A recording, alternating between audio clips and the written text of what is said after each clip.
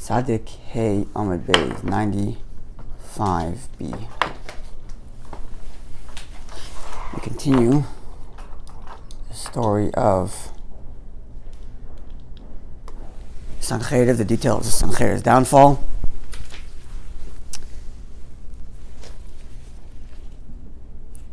We talked yesterday about the methodology and the way in which the angel struck him down. And now we get to the survivors. And from there, we get to an incredible story about Sanhedrin's demise himself, how Sanhedrin met his actual end. We're slowly progressing to the end of the story. Talked about his quick travel till he got there the night before, the actual striking down, the numbers first the numbers of his legions, then the striking down, and now the survivors. So we are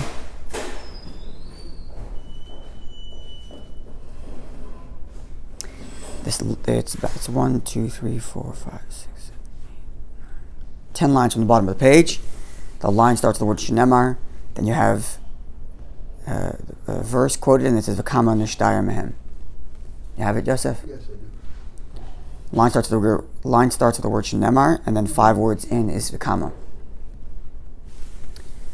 The Gemara asks, how much is left of Sanhedrin's army, his legions? Rav says, Asara, merely 10. 10 people total survived the angel Gabriel's attack on the armies of Sanhedrin on the night before he had intended to attack the southern kingdom, which is the night of Pesach. So what's the verse that backs him up? The verse reads, V'she'er eitz yarai, and the remnant of the tree from his forest, metaphorically. He had lots of people like a forest, and now he's only got trees. So, V'she'er eitz yarai, the amount of trees left over from his forest. Mispar yiyu, will be a very small number. How small? The nar yichtavim, a young lad, a young child, will be able to write the number. As soon as you get to too many digits, child gets confused, can't write. This little number enough that a child can write. So kama na yachal lichtav, how can a child write? How much can a child write already? So says Rav, Asara, 10. Why? The numerical value of the Hebrew alphabet, beginning with Aleph being 1, you get to Yud is 10. Yud is the easiest number to write. It's just a small, half a stroke, if you will. It's a little point. So any child can write the letter Yud, which would be 10. So this is the smallest number that can most easily be written by this child is a Yud equaling 10. And therefore, when the verse says that a child can write it, Rav says it means 10 because it's the easiest number to write is a Yud. Shmuel says Tisha, 9. I think I remember reading that there's actually a different version which says it was 6 because Vav is a line, which is easier to write than a dot. A line, Vav is a line, Yud is a dot. A child, give him a pen, he'll make a line. That's the first instinct. It's either a Vav or a Yud, it's either 6 or 10. Either way. I'm trying to remember where I saw that version. I saw that version written somewhere. Can't remember where I saw that. Anyway, the Gemara here says 10. So Shmuel Amar Tisha, Shmuel says 9. How did he get to 9? So it says like this. Remember, the verse reads.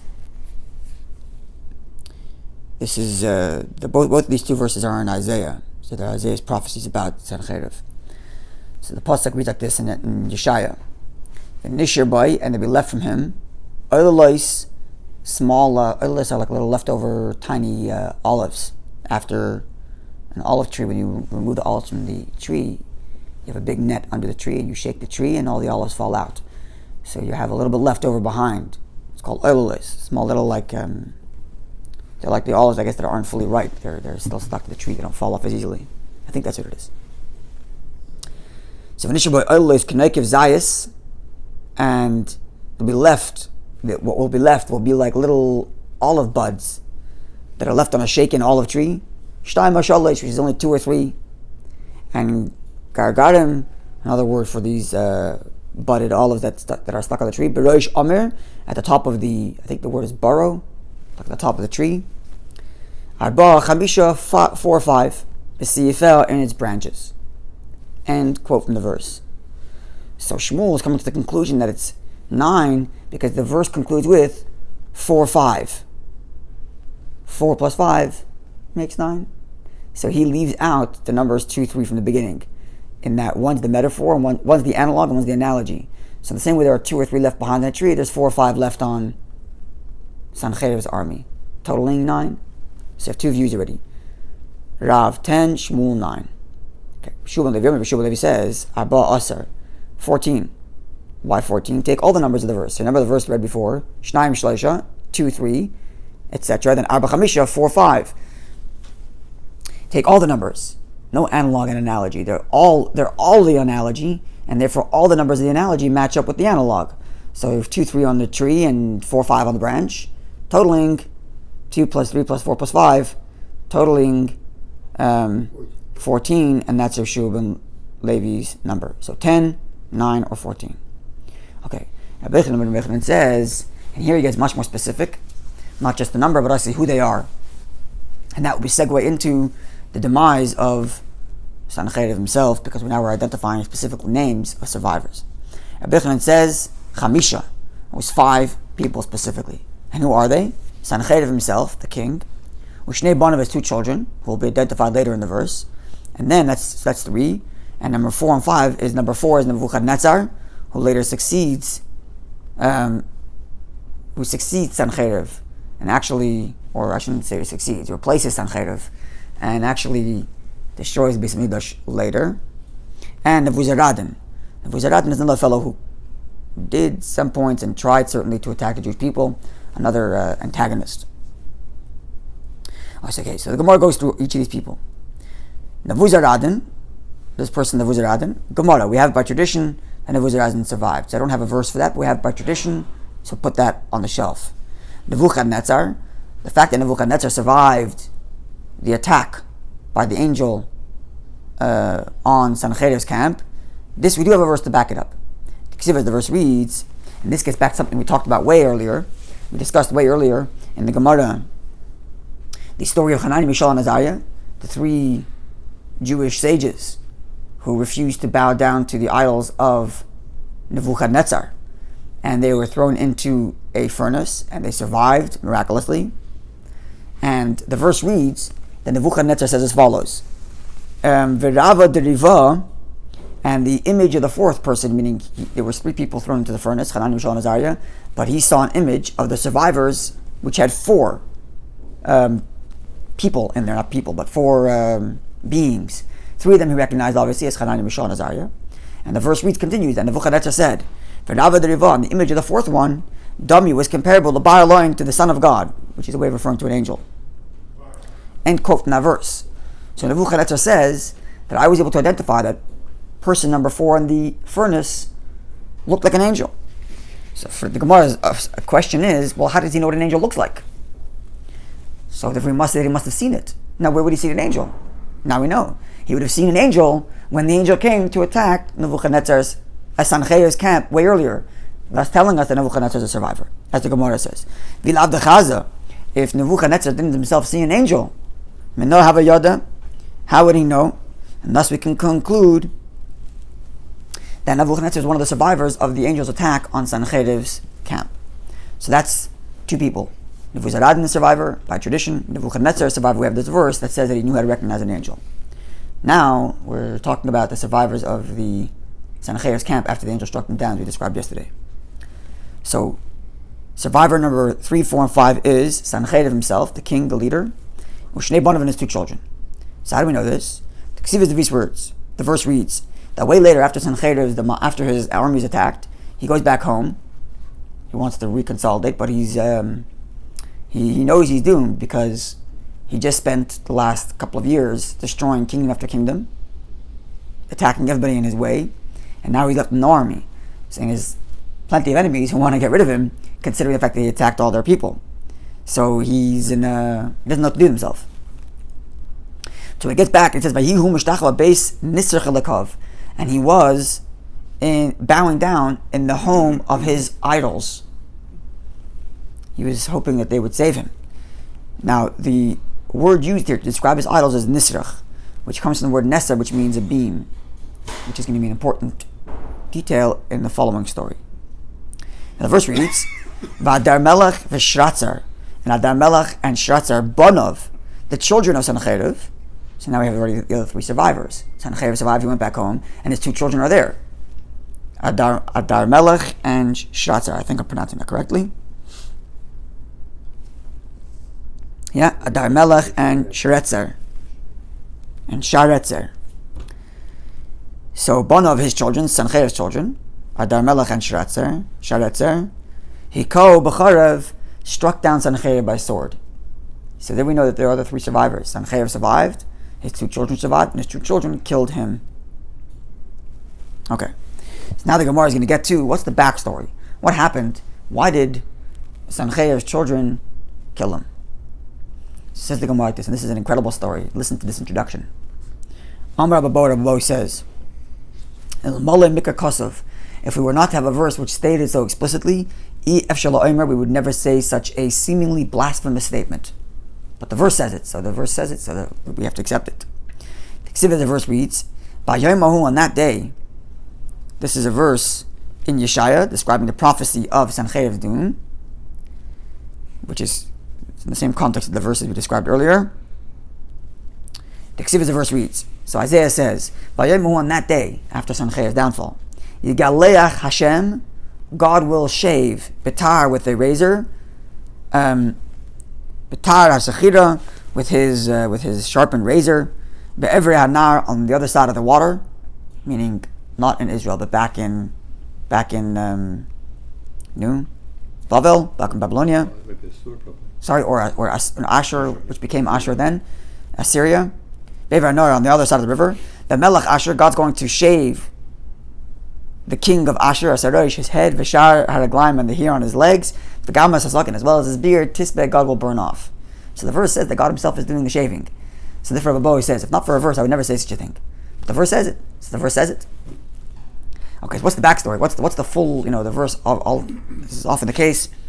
The verse itself is written in shorthand, and the verse is written in such a way that it alludes to a greater story. So what's the greater story? And these stories we have by tradition, and this is what the Gemara is about to relate. And it's an unbelievably wild story. And again, like Rabbi said, if not for the Gemara, if not for the sages, with the verse saying it, we would never say such a story because of how blasphemous it sounds. But this is the story. In fact, there are those who interpret the story to mean that it was only a dream. That it was only a dream. There's those who interpret that way. Others interpret the story to mean that it happened to him, and he understood it as God sending him a message. But it wasn't that God himself did all these things. But this is the Gemara story as it is, and I'll read it and translate. So also Kuchibrichu. God came to Sanhedrin, Vadamile, and appeared to him, Kegavra Saba, like an old man. This is where it begins, where some say it was a dream, and some say that an old man did come to him. It wasn't actually God, but he perceived it as God sending him a message. But either way, the Gemara said that God came to him appearing as an old man. Amalei couldn't have been God anyways, because you can't see God and survive. That's what the verse says, right? Yeah, so that's what I'm saying. I'm translating the story literally, but obviously there's much more layers. But this is the story as the Gemara says it. So Amalei, the old man, God speaking, tells Sanhedrin, Ki azas the gabi malkim bizrich, when you go to the kingdoms of the east and the west, the Aisisnu Libenayu, who you've like orphaned their children, the Katlinu, and you killed them all. You killed them and destroyed them all. My Amrista, what are you going to tell these people? You killed all these kingdoms. You're going to go. What are you going to do? Amalahu. So Sanhedrin says, talking about himself in the third person, Hahu Gavra, that man, referring to himself. Bahu Pachnam Yosef is also sitting in shame. I don't know what to do. So Amalei, so Sanhedrin further asks God, Hey Chinevet, what should I do? This is before his kids killed him. Yes, this is what leads up to his kids killing him. After he was struck down by the angel of God, he goes back home, meets this old man who tells him, this old man, God speaking, who tells him, when you go around to all your country, what are you going to do? You killed them all. They all want to kill you. So he asks God, what should I do? Hey, you're right, I'm in shame. What do I do? So Amalei, so God tells him, Zil v'shani nachshav. Go change yourself. Change your look. No one should recognize you. So Sanhedrin asked, my ishini, how should I change myself? How do I make myself unrecognizable? Amar lei, so the old man, God tells him, Zil aisi li mispara, bring me scissors, v'gaziach, and I'll shave you. No one recognizes you. You have a long beard, long hair, I'll take it all off. So, anam hechi aisi, so Sanhedrin asks, where am I going to get scissors from? Amar lei, so God tells him, Lahu baisa, go into that house. V'aisi, and bring me scissors. So Azal, he goes to that house, Ashchinu, and he was met there by Asu Malchei Sharis. He was met there by ministering angels, by divine angels. V'damule, and these angels appeared to him, Kegavri, like humans, V'havakatachni kishaisan, they were grinding dates. Very specific description. Obviously, there's metaphor going on here, but this is the description. God tells him, go get scissors from that house. He goes inside and he sees angels who look like human beings grinding dates. Amar lehu, so Sanhedrin tells the angels, Havalu mispara, give me scissors.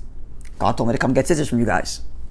So Amar le, so the angel tells, Amru le, the angels tell Sanhedrin, Tachan chad gir de kaishta, go grind a certain measurement of dates. V'nit malachnu will give you. You want scissors? No problem. Earn it. Go grind some good dates for us. Fine. Tachan chad gir de kaishta. He did as their bidding, and he grinded that measurement of. He grinded that measurement of. How do you say it? Past tense. Grind. Ground. That's the word. He ground that measurement of dates. V'yavule, and they gave him misparta. They gave him scissors. Adas, by the time he came back with the scissors to God, to the old man, to shave him, Ishkech, it already came dark. Amalei, so God tells him, Zil Aisi Nura, go bring a fire. So we can see. Azav Aisi Nura, he went to brought fire. When he was blowing the fire to inflame it so that it becomes bigger, Itli be Nura bedikna, the fire got caught, his beard caught on fire, and also Gaidla Reishi bedikna, and it completely scorched the hair off his head and his face from this fire. Okay? So Amru, parenthetically, the Gemara stops the story for a second to tell us a little comment. Amru, this is of this they've said, Hanu Diksiv, this is the meaning of the verse, which reads, the Gamasuk and Tispet, before we said that the prophecy read that God was going to shave his head, the hair on his legs, and destroy the hair on his beard. It doesn't say shave, it says destroy. Now we know why, because it was scorched by fire as opposed to shaven by a razor. Okay. Further commentary before we continue the story. Amar Papa said, this is the meaning of what the verse says. Gerisa l'arma, if you start laughing at an Aramite, meaning a non-Jew, Shaperle, and he's enjoying the fact that you're laughing at him, Itlile Nora Bedikna, go light his beard on fire, Veloy Shivis Chukka, and you won't stop laughing minay from him. In other words, if someone's being made fun of, and he doesn't protest to begin with, it's just going to get out of hand. And this is the kind of thing where God begins by making fun of him, telling him to change his look, go upstairs and get scissors from these people, and he says they're grinding dates. In other words, once he went down the road of allowing himself to be made fun of, he ended up with a burnt face and burnt beard. So it's an expressionism of saying, if you're making fun of the guy and he enjoys it, then you can go all the way to burning his beard down. Okay. And parenthetic commentary. Now back to the story. So he's shaven, he's not recognizable. And where does he go now? Azal he goes. He's going on his way. I guess he's hoping to get back home or something. Ashkech, and he found Dafa.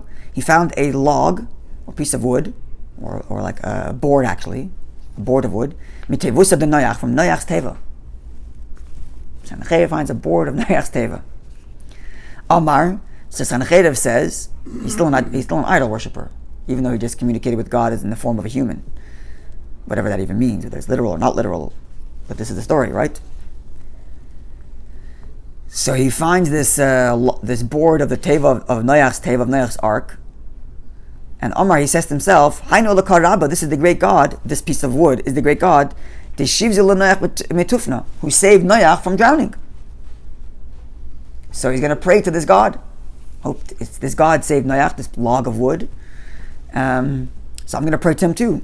And this gets back to the verse before, that when his children found him, they found him praying in the house to his gods. And the verse uses Nesurach, which is the language of Neser, means a board. This is the board it's talking about. He found a board that belonged to Noach's teva, assumes this is a God that saved Noach, and says, and Omar, he says, if this young man, talking about himself, third person, will go and be successful, He's talking to the plank of wood that he thinks is a god. Makriv lahu, I'm going to offer to you, O dear wood god. L'tnein b'noi, my 2 children come up before you. He's going to slaughter his own children for the sake of this god. It sounds crazy and bizarre to us, but back in there you go. Back in Greek days, and certainly pre-Greek days, it was not uncommon that people would sacrifice their children. No. No, it was not uncommon. We have it in the Torah. The Torah says not to kill your children because the moilach, right? That was a thing that people used to do, and it lasted for a very long time. People would do all kinds of crazy things, including killing their own children. Which, by the way, just parenthetically, this explains why a lot of these halachas, like for example, we have a halach that you're not supposed to get shaven, not supposed to get a haircut by a non-Jew, because it's dangerous. He's going to slit your throat. The halacha is you're not allowed to take a haircut from a non-Jew, because we're worried he's going to slit your throat. So today, no one practices that halach in reality, because no guy is going to slit your throat when you're sitting on the streets of the carry with windows open to the street, getting a haircut, right? No one's going to slit your throat doing that. That's crazy. But back in the day with these idol worshippers, who had these crazy things, it was not uncommon that someone would do that to you, figuring that this would be a great gift to their god or something like that. So here he tells what he thinks is a god. He's talking to a plank of wood from Noach's Teva, and says, if you save me, I'm going to slaughter my 2 children for you. If it's really Noach's Teva, wood. Jewish people do. Presumably, the Gemara doesn't make a comment about whether there wasn't. So seemingly it is. Did Jewish people do it? It seems like some Jewish people fell for it too, but certainly non-Jews were doing it. Yeah? Don't do what they used to do there? Okay, so like you said, Shamu B'noi, his children heard this, that he's willing to sacrifice them. Darla Imach, what's the name? Adar Melech and Shenetzer. Did I get that right? Yes? Dar Melech and Sharetzer, or Saretzer. They heard that their father is willing to sacrifice them to a log of wood. So what do? Yeah. Sorry, the Katlu, and they killed him. Hainu Diksiv, and this is the meaning of the verse we opened up with. And he was bowing down to the house of the log, Nesurach, meaning a log. Elekov, that was his god. Vadar Melech, the Saretzer, Banov, and Saretzer, Nadel Melech, his sons, he killed him with the sword, the Gomer, etc. So now you have the whole backstory. It's quite a wild story, and as the Gemara itself introduced it, if not for the verse, it would never say it. And I say, if not for the Gemara saying the story, I would never either say the story. But since the Gemara says it, and this, by the way, is a rule in general, you can see this, the Gemara doesn't shy away from things, even if they can be controversial and miscued. It's a thing we should know in general. This was the wisdom of Hashem, and they come to this. I cannot believe it. It's too much. I don't understand the question. No. They saw the power of Hashem, and they bend on the piece of wood. Yeah? It's a Meshugah. No, it's a Meshugah. Yeah. The Gemara has comments about that elsewhere. But anyway, the point I want to make here is that the Gemara does talk about the history of what people used to think about Avodah Zarah and how it was a great Yetzer Hara, as difficult as the way we think of our Yetzer Hara to be for intimacy is the way that plus more is the way people wanted Avodah Zarah, but it's for another time. Anyway, the point I'm making here is that the fact that the Gemara says the story, notwithstanding the fact that it's borderline blasphemous, saying God is appearing as a human and a human being, shaving, and the whole thing requires deep Kabbalistic understanding. Otherwise, there's like Drush at least, and Kabbalah certainly, to understand what's really going on in the story. But nonetheless, what you can see already here is that the Gemara doesn't shy away from controversy, just because it might be misconstrued. And it's an important thing to know, especially. I'll give an example which is somewhat controversial, but keeping in line with this, might as well say it. In Aleinu, we say, at the end of that, we say Aleinu, and we say that they bow down to. We're thanking God for being chosen as His people to fill out His mission and to serve Him directly, unlike other nations who bow down to vanity and nothingness. And the halacha is that those who say that line spit when you say those words. Why do you spit? Because when you speak, you create saliva. And we're talking about the fact that other people bow down to idols, and we created saliva. We don't even have enjoyment by swallowing that saliva of talking about idol worship. So we spit that saliva. That's the halacha. Now, many Ashkenazic circles, many communities, they don't say it. They don't say that line. Why don't they say it? Because historically, that was trouble. your Christian neighbors hear you saying that they're bowing down to idols, they came and slaughter you. Pogrom. So they took the line out. Now, many have including Chabad, have reinstituted that line. So today, there are even those who, I'm not saying that you should change your meaning, that's not one point I'm making. The point I'm making is that just because our neighbors misconstrue things we say to make it mean that we're talking about their perceived version of Mashiach, which is what Aleinu is, or their perceived version of God, therefore I should shy away from what I believe. That's not the way Torah works. I'm not changing the way I understand what God is, the way I understand what Mashiach is, talking about Mashiach confidently, like Aleinu, we talk about Mashiach's coming, we talk about other nations serving idols, just because somebody else is going to misconstrue it, misunderstand it. If we're talking about life and death, where they're going to misconstrue it and kill us for it, okay, I get why you're editing it. But in today's day and age, where nobody's doing that, it's just a question of someone misunderstanding, too bad. You stick to your beliefs proudly, just like this Gemara. The Gemara says a story, even though someone could read this Gemara and come to a very, very wrong conclusion, that God is a human being, God forbid. That's borderline what the Gemara might lead you to say. But Rabbi begins by saying, look, I would never say it, but the verse says it, so I'm going to say it. The Gemara says it, I'm going to say it. This is our belief, this is what I'm going to say, even if it might be taken the wrong way by some listeners. We don't change our belief because somebody else has a weird idea about it. But how did he even know that these two people were angels when he went into their... So that's a good question. Depends how you understand the story. If you say that the story is a dream, then he understood that it was an angel. If the story is literal, maybe he didn't know it was an angel, but the Gemara is telling us the backstory. Meaning he literally met a person and he literally saw all these stuff. Maybe. Or the whole story is metaphorical. Not a dream, not literal, but a whole metaphorical story. Also possible. Right? Did he know that this was he obviously assumed this log was Noach's Teva because he was bound to it saying, you saved. There's three things in there that it's really... But how would he know that's Noach's Teva? You ever saw Noach's Teva? So how did he look at a log and say, this is from Noach's Teva? Or did he make up that it was from Noach's Teva? Maybe it wasn't from Noach's Teva. Or maybe it really was from Noach's Teva. So I'm saying the whole story begs for a deeper explanation. You want to go with it being a dream, it's an easy way of explaining it, saying this is a dream, and that's it. Or this is his projection onto the story. I mean, the story happened, that he met a person, and he assumed this was God, and this was an angel, and this was this, even though not necessarily was it real. Also possible. Meaning, I'm allowing you to take the story, but... I'm going to call Joseph and see if he... Is he called? Joseph. Who's Joseph? Who interpreted all the... Yosef HaTzadik. Yosef HaTzadik. Yeah, to interpret all the dreams, yeah. Yeah. Patches. Yeah, but I wanted to make another point about the controversial things. Like, for example, I unfortunately, like when we talk about angels and we talk about Mashiach, we talk about heaven and hell, and a lot of Jews tell me that they assume that it's not a Jewish thing, it's a Christian thing. In other words, because they've used the same terms we have, to a certain degree, it's unfortunate that some Jews have forfeited talking about those topics because it's been hijacked by the Christians.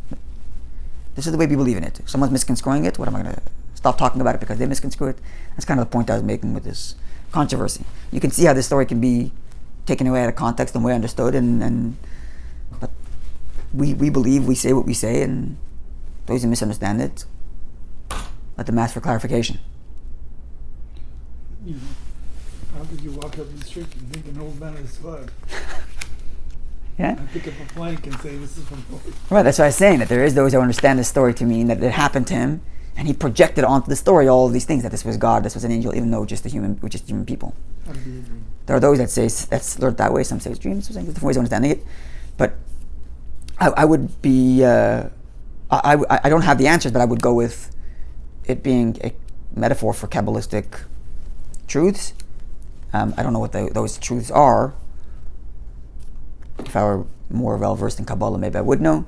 But that's the way I would be more comfortable to understand these stories. This story, that it's a physical description of spiritual Kabbalistic interactions. That's the way I'd like to see the story.